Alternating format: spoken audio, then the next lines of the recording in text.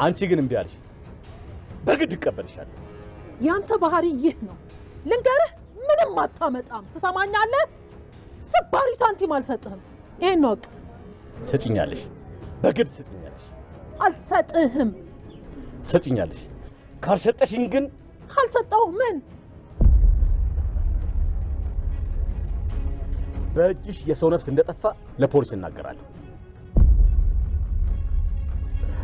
እህቴ አልማዝን እንደገደልሻት ረሳሽው እንዴ?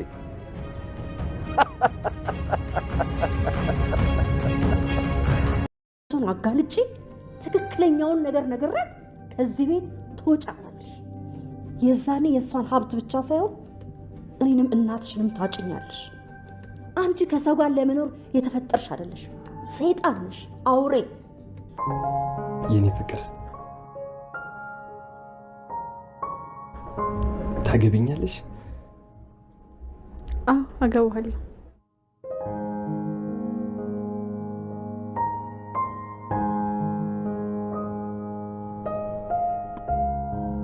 እጅግ የሚያሳዝን እጅግ ልብ የሚሰብር ሁኔታ። ሰላም የተከበራችሁና የተወደዳችሁ ውድ ቤተሰቦች ሰላማችሁ ይብዛልኝ። የወይዘሮ ሰላም ህይወት ከባድ አደጋ ላይ ወድቋል። ያልሞተችውን ሰው ገለሻል ብሎ አቶ በኃይሉ ዛተባት። ዶክተሩ ወደድክም ጠላህም ሰላምን ለማዳን ሰላምን ለመታደግ እንጂ አንተን አምኜህ አይደለም። ምንም ብትለይ በፍጹም አላምንህም። በኃይሉ ጠንቅቄ አውቄሃለሁ። በቅርብ ጊዜ ውስጥ ለእህትህ መቃብር ጉድጓድ የምቆፍር እንጂ ለህይወትህ የምትሳሳ ሰው አይደለህም። ለእህትህ አስብልሃት አይደለም። ንብረትህ አጭበረብራለሁ እበላለሁ ብለህ ባመጣሃት ልጅ ስለተቀማህ ነው። ወደድክም ጠላህም ምርመራውን አደርግልሃለሁ፣ ግን አንተን በፍጹም አላምንህም የሚለው ዶክተሩ በአቋሙ ጸንቷል። ሰላም ትክክለኛ የወንድሟን ማንነት አወቀች። እህቴ ወደድሽም ጠላሽም አልማዝን ገለሻታል። የምፈልገውን ነገር ማምጣት፣ የምጠይቅሽን ንብረት መስጠት አለብሽ ይላታል።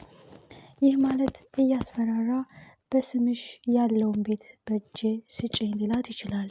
ምክንያቱም በአቋራጭ መቅደም ስለሚፈልግ። የበኃይሉ ክፋት ማን ነው የሚያጋልጠው? ሜቢ ወይዘሮ ሀረግ እዛ ቤት መምጣቷ ለበጎ ሊሆን ይችላል። የበኃይሉ የበፊት ፍቅረኛ ከሆነች እሱ ነው ቆሻሻ ውስጥ ጣያት ብሎኝ የነበረው በማለት ልትነግራት ትችላለች። እጅግ የሚያሳዝን መጨረሻ። ዳግምና ብሌን ታረቁ። ፍቅራቸው ታደሰ። ወደ ቤት ተመለሱ። ብሌን በደስታ አለቀሰች። ወይዘሮ ሀረግ አቶ ሰለሞን ያረገልኝ ቀለበት ለልጆች ማጣመሪያ ቃል ኪዳን ይሆናል ብላ ሰጥታቸዋለች።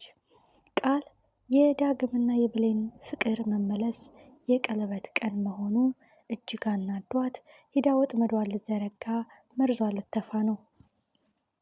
እጅግ የሚያሳዝነው መጨረሻ። ወይዘሮ ሀረግ አንቺም ከዚህ ንብረት የምትወጭበት ቀን፣ ከዚህ ንብረትና ከዚህ ቤት ውልቅ ብለሽ የምትወጭበት ቀን፣ ከኔ ከእናትነት ልብም ተፍቀሽ የምትወጭበት ቀን ነው። ያ ቀን ደግሞ ሲደርስ እነግርሻለሁ ትላለች ወይዘሮ ሀረግ በአባቷ ምላለች። ምየበት ለማልደራደርበት ወድጄው ለማልከዳው አባቴ በሞተው አባቴ ምዬ ቃሌን የማላጥፍ ቃለ በላ የማልሆን ሰው ነኝ። ይህን ጠንቅቀሽ ታውቂያለሽ በማለት ቃልን ማንቁርቷን ይዛ እውነታው እንደሚረጋገጥ ነው። ወይዘሮ ሀረግ ወይዘሮ ሰላምን አራስ ልጅ ጡጦ የሚጠባ አንቺ ችግርሽን ብትነግሪው ያይሻል እንጂ አይሰማሽም፣ ያዳምጥሻል እንጂ አይመልስልሽም። አንቺ እንደዛ ነሽ፣ እንዲህ ነው ብዬ ብነግርሽ አታምንኝም። ስለዚህ ማስረጃና መረጃ ይዤ እነግርሻለሁ በማለት የቀን ቀጠሮ ጠይቃታለች። ወይዘሮ ሰላም አሁን ከባድ ውዝግብ ውስጥ ገብታለች። በዚህ በኩል በኃይሉ መጥቶ ሀረግን ገለሻል በማለት እያስፈራራን ነው። ሜቢ ቃል የሰላምን ድክመት ሀረግ አልሞተች በማለት ልታድናት ትችላለች፣ ወይም አዎ ሞታለች በማለት ከበኃይሉ ጋር ተባብራ ብር ሊቀበሏት ንብረቷ ሊወስዱባት ይችላሉ። ትልቁ ጉዳይ መልስ ያለው ሳሚ ጋ ነው። ሳሚ ሀረግ እውነታውን እንደነገረችሽ ወይዘሮ ሰላም አዳምጭኝ፣ ብዙ ጊዜ ውሸታም ብለሽ አባረሽኛል። ወይዘሮ አልማዝ አልሞተችም።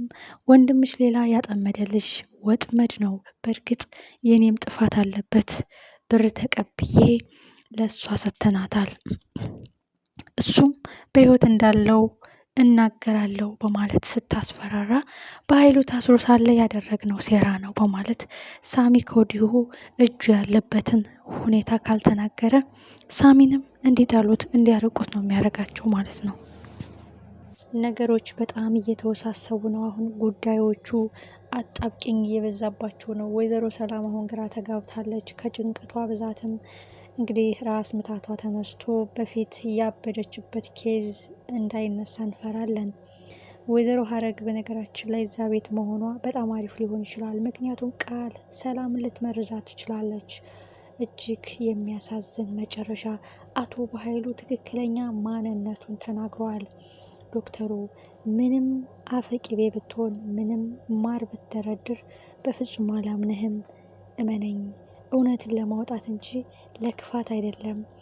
አንተ ደግሞ ቃልን መበቀል ስለምትፈልግ ነው በማለት ዶክተሩ በኃይሉን እንዲሁ እንድትጠነቀቅ እኔን ለመግደል እንዳትሯሯጥ ብሎ አስጠንቅቆታል። የዶክተሩ ትክክለኛ ማንነት፣ ኮንፊደንሱ፣ አቋሙ፣ እምነቱ በጣም ይገርማል። በፍጹም ለሰላም ብታስብላት ትክክለኛ ልጇን ታመጣት ነበረ። የምር ልንገርህ፣ እውነትን ለማውጣት እንጂ ለክፋት አይደለም። አንተ ግን ለክፋት ነው፣ ቃልን መበቀልና ማዋረድ ስለምትፈልግ ብሎት ነበረ። በትክክልም ሰላም ቤት ሂዶ የሚፈልገውን ነገር ካልሰጠሽኝ እመኝኝ ለህግ አሳልፌ እሰጥሻለሁ ብሏታል። በጣም የሚያሳዝን መጨረሻ። የበኃይሉ ትክክለኛ ማንነት ተገለጸ። ይህ ማለት ሳሚ የነገረኝ እውነት ነው ብላ ቆም ብላ እንድታስብ ያረጋታል። ወይዘሮ ሰላም ወንድምሽ እጅግ አደገኛ፣ ራስ ወዳድ፣ ለአንቺ መቃብር የሚቆፍር፣ የሞትሽን ቀን የሚጠባበቅ፣ እመኝኝ ሰላም አልዋሸውሽም ብሎ ቢነግራት ዋሽቶኛል፣ ከልጅ ጋር ሊያለያዩ ከልጅ ጋር ሊያራርቁ ብላ ሌላ ነገር ፈጥራ ነበረ። በኃይሉ ግን የእናቴ ልጅ ወንድሜ እህቴ ሲላት የነበረው አሁን ግን አሳልፌ ለህግ እሰጥሻለሁ፣ ትክክለኛ ማንነት ይሄ ነው፣ ለጥቅም እንጂ ወድጀሽ አይደለም፣ ገንዘብሽን እንጂ አንቺን ፈልጌ አይደለም በማለት በትክክል በትህትና ሳይሆን በጉልበት እቀበልሻለሁ ብሏታል። እውነት ማመን አቃተኝ። የምመካብህ መልካም ወንድሜ የምልህ የአንተ ማንነት ይሄ ነው። ሰዎች ሲነግሩኝ አልሰማም፣ ሲጎተጉቱኝ አልሰማችሁም፣ በወንድሜ አትምጡብኝ የምለው ልክ ለዚህ ነው። እውነት የቅርቤ ሰው አንተ አይኔን ታውሬ ክፋትን ማየት አቃተኝን?